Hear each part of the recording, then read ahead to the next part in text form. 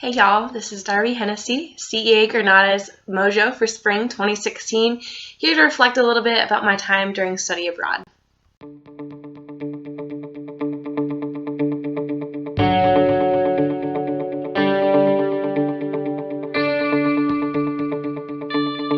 When I came abroad to Granada in January, I really didn't know what to expect. I'd never lived in a foreign country before, I'd never had to speak Spanish so much before, and I came over here not knowing anyone.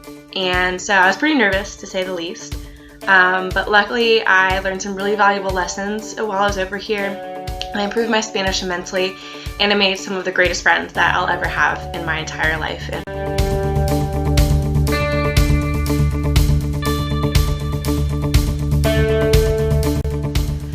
The best part about studying abroad is the connections you make with people. Not only the people in your program, but also the people in your city. I have gotten so close to the girls that I live with in the residencia here, which is kind of like a Spanish version of a dorm.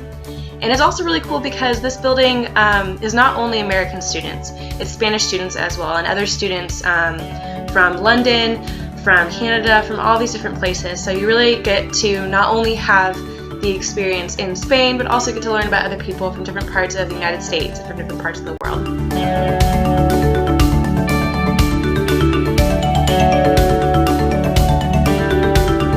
I think the hardest part for me while studying abroad was the time difference and the physical difference between me over here in Spain and my family and friends back home. For me, my home is in Oregon, so from the west coast of the United States to Spain, it is a 9-hour time difference.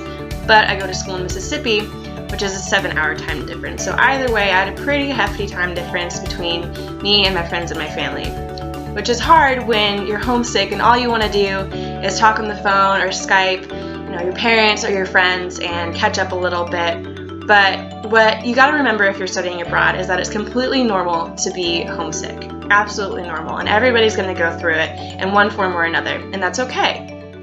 But what's really great is having a community of friends and advisors or professors, anyone abroad, your host family, for instance, to support you during times of homesickness and to encourage you and to just be there for you like any other family would.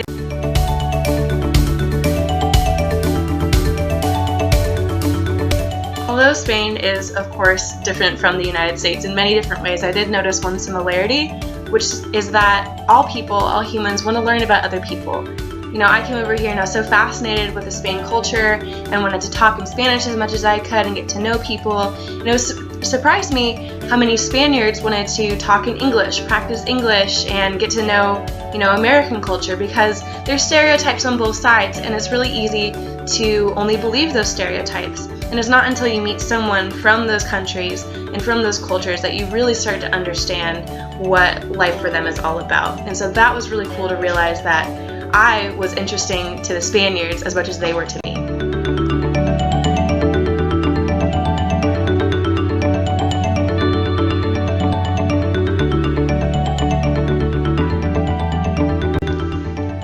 But above all, I think my biggest takeaway from my time here in Granada is that the world is a very big place and I have seen very, very little of it.